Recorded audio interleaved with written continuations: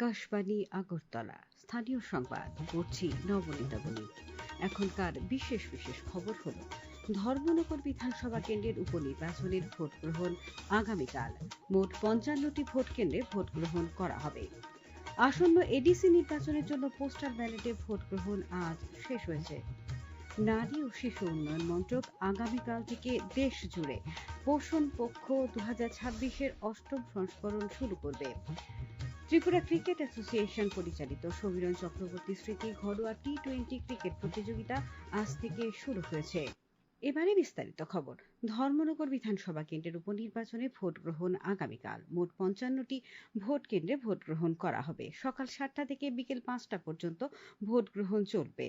অবাধ ও সুষ্ঠুভাবে ভোট গ্রহণ সম্পন্ন করার জন্য রাজ্য নির্বাচন দপ্তরের পক্ষ থেকে প্রয়োজনীয় সব ধরনের ব্যবস্থা গ্রহণ করা হয়েছে। রিটার্নিং অফিসার দেবযানী চৌধুরী জানিয়েছেন, কড়া নিরাপত্তার মধ্য দিয়ে ভোটকর্মীরা ইতিমধ্যেই ভোট সামগ্রী নিয়ে নিজ নিজ ভোট কেন্দ্রে পৌঁছে গেছেন। প্রতিটি ভোট কেন্দ্রে কেন্দ্রীয় নিরাপত্তা বাহিনী মোতায়েন করা হয়েছে। এই উপনির্বাচনে প্রতিদ্বন্দ্বিতা রয়েছেন মোট ৬ জন প্রার্থী। তারা হলেন বিজেপির জহর চক্রবর্তী, জাতীয় কংগ্রেসের চয়ন ভট্টাচার্য, সিপিআইএম-এর অমিতাভ দত্ত, আমরা বাঙালি দলের বিভাস রঞ্জন দাস, এসইউসিআই-এর সঞ্জয় চৌধুরী এবং নির্দল প্রার্থী ব্রজলাল দেবনাথ। ধর্মনগর বিধানসভা কেন্দ্রের মোট ভোটার রয়েছেন ৪৬,১৪২ জন। এক্ষেত্রে উল্লেখযোগ্য বিষয় হলো এই আসনে পুরুষ ভোটারের তুলনায় মহিলা ভোটারের সংখ্যা বেশি। ধর্মনগর বিধানসভা কেন্দ্রে মহিলা ভোটার ২৩,৭৫৮ জন এবং পুরুষ ভোটার ২২,৩৮৪ জন। সার্ভিস ভোটার রয়েছেন ৯১ জন। এই উপনির্বাচনে মোট ৫৫টি ভোট কেন্দ্রের মধ্যে আদর্শ ভোট কেন্দ্র রয়েছে ১১টি, মহিলা পরিচালিত ভোট কেন্দ্র ১১টি, দিব্যাঙ্গজন পরিচালিত ভোট কেন্দ্র ২টি, তাছাড়া যুব পরিচালিত ভোট গ্রহণ কেন্দ্র রয়েছে ২টি। আসন্ন এডিসি নির্বাচনের জন্য পোস্টাল ব্যালটে ভোট গ্রহণ আজ শেষ হয়েছে। পোস্টাল ব্যালটে ভোটদাতা ছিলেন ১০,০০০-এরও বেশি। গতকাল থেকে পোস্টাল ব্যালটে ভোটদান শুরু হয়েছিল। রাজ্যের ১৬টি মহকুমায় ফেসিলিটেশন সেন্টারে পোস্টাল ব্যালটে ভোটদান করা হয়। রাজ্য নির্বাচন কমিশনের সচিব অনুরাগ সেন আজ এই খবর জানিয়েছেন। তিনি জানান, আগামী ১২ই এপ্রিল এডিসির ২৮টি আসনে ভোট গ্রহণ ও আগামী ১৭ই এপ্রিল ভোট গণনা করা হবে। মুখ্যমন্ত্রী অধ্যাপক ডাক্তার মানিক সাহা এডিসি নির্বাচনের প্রচারে আজ বোজ্জংনগর, ওয়াকিনগর, সিমনা, তমাকারি, জিরানিয়া এবং মান্দাইনগর পুলিনপুর আসনে রোড শোয়ে অংশগ্রহণ করেন।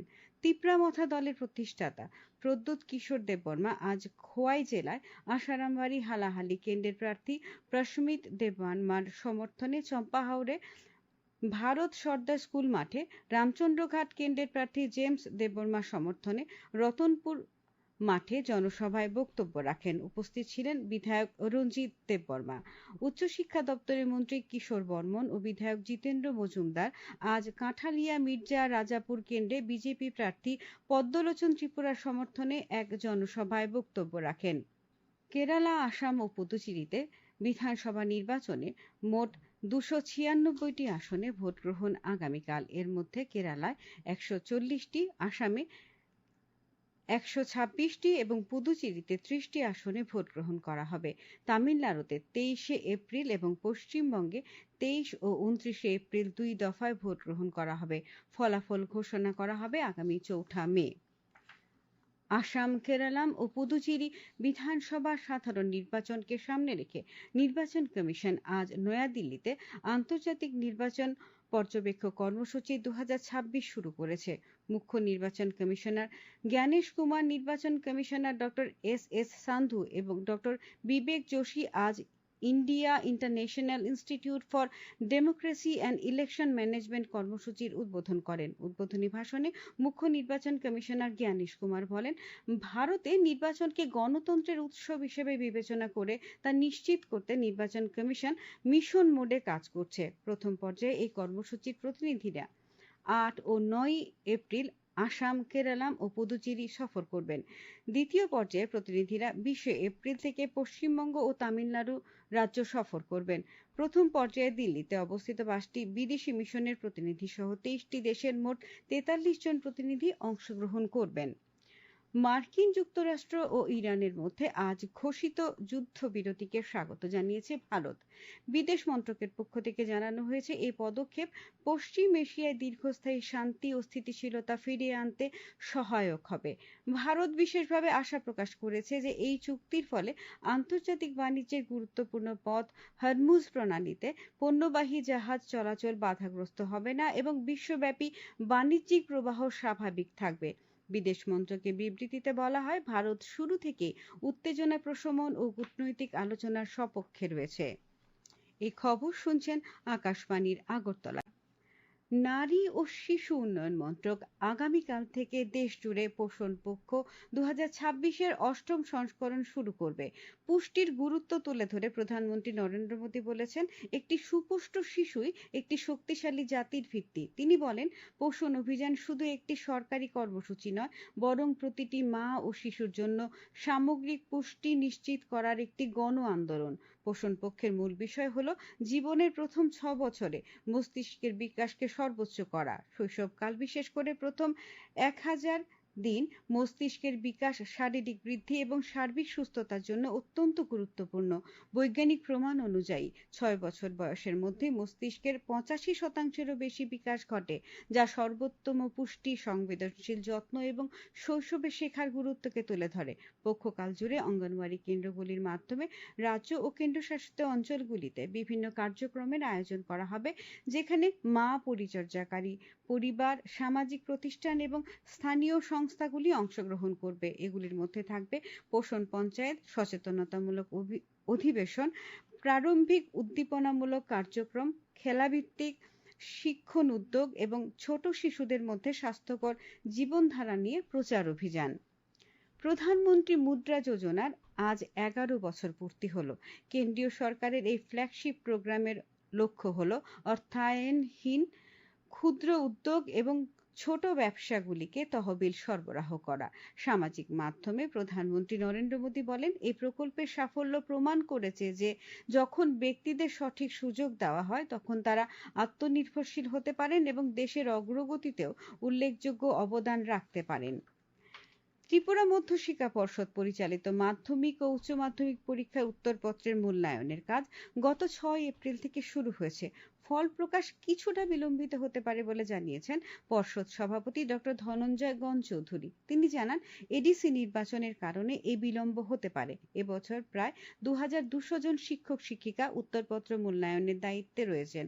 পর্ষদ সভাপতি আরও জানিয়েছেন, দ্রুততার সঙ্গে মূল্যায়ন কাজ সম্পন্ন করে আগামী মে মাসের প্রথম সপ্তাহে ফল প্রকাশের প্রচেষ্টা চলছে। খেলার খবর। ত্রিপুরা ক্রিকেট অ্যাসোসিয়েশন পরিচালিত সমীরণ চক্রবর্তী স্মৃতি ঘরোয়া টি-20 ক্রিকেট প্রতিযোগিতা আজ থেকে শুরু হয়েছে। প্রথম দিনে 3টি মাঠে 6টি খেলা হয়। এতে এমবিবি স্টেডিয়ামে 2টি খেলায় হার্ভে ক্লাব 3 উইকেটে চলমান সংঘকে এবং শতদল সংঘ 207 রানে ইউনাইটেড ফ্রেন্ডসকে পরাজিত করে। নরসিংগড় পিটিএ মাঠে 2টি খেলায় ওল্ড প্লে সেন্টার 7 উইকেটে বনমালীপুর ক্রিকেট ক্লাবকে এবং স্ফুলিঙ্গ কাপ 82 রানে ইউনাইটেড বিএসটিকে হারিয়ে দেয়। এছাড়া নরসিংগড়ের টিআইটি 2টি খেলায় ব্লাডমাউথ ক্লাব 4 উইকেটে সংহতি ক্লাবকে এবং কসমোপলিটন ক্লাব 6 উইকেটে মৌচাক ক্লাবকে পরাজিত করে। আসরে 14টি ক্লাব অংশ নিয়েছে। ত্রিপুরা ফুটবল অ্যাসোসিয়েশন পরিচালিত কাজল স্মৃতি ফুটবল গ্রুপ পর্বের খেলা আজ শেষ হয়েছে। উমাকান্ত মিনি স্টেডিয়ামে অনুষ্ঠিত খেলায় কাতলামারা হাই স্কুল 4-1 গোলে মতিনগর ক্রীড়া একাডেমিকে হারিয়ে দেয়। আগামীকাল 2টি কোয়ার্টার ফাইনাল ম্যাচ হবে। আবহাওয়ার খবর। আগামী 24 ঘন্টায় রাজ্যের পশ্চিম জেলা, দক্ষিণ জেলা, ঊনকোটি ও ধলাই জেলায় 30 থেকে 40 কিলোমিটার বেগে ঝড়ো হাওয়া সহ ভারী বৃষ্টিপাতের সতর্কতা জারি করেছে আবহাওয়া দপ্তর। তাছাড়া বাকি জেলাগুলিতে বজ্র বিদ্যুৎ সহ বৃষ্টিপাতের সম্ভাবনা রয়েছে। আজ দিনের সর্বোচ্চ তাপমাত্রা ছিল 31.2 ডিগ্রি সেলসিয়াস এবং সর্বনিম্ন 19 ডিগ্রি সেলসিয়াস। আগামীকাল দিনের সর্বোচ্চ তাপমাত্রা 32 ডিগ্রি সেলসিয়াস এবং সর্বনিম্ন 22 ডিগ্রি সেলসিয়াসের কাছাকাছি থাকতে পারে। শেষ করার আগে বিশেষ খবর আরেকবার। ধর্মনগর বিধানসভা কেন্দ্রের উপনির্বাচনের ভোট গ্রহণ আগামীকাল। মোট 55টি ভোট কেন্দ্রে ভোট গ্রহণ করা হবে। আসন্ন এডিসি নির্বাচনের জন্য পোস্টাল ব্যালটে ভোট গ্রহণ আজ শেষ হয়েছে। নারী ও শিশু উন্নয়ন মন্ত্রক আগামীকাল থেকে দেশ জুড়ে পোষণ পক্ষ 2026-এর অষ্টম সংস্করণ শুরু করবে। ত্রিপুরা ক্রিকেট অ্যাসোসিয়েশন পরিচালিত সমীরণ চক্রবর্তী স্মৃতি ঘরোয়া টি-20 ক্রিকেট প্রতিযোগিতা আজ থেকে শুরু হয়েছে। স্থানীয় সংবাদ আজকের মতো এখানেই শেষ হলো। পরবর্তী বাংলা স্থানীয় সংবাদ প্রচারিত হবে আগামীকাল সকাল 7:45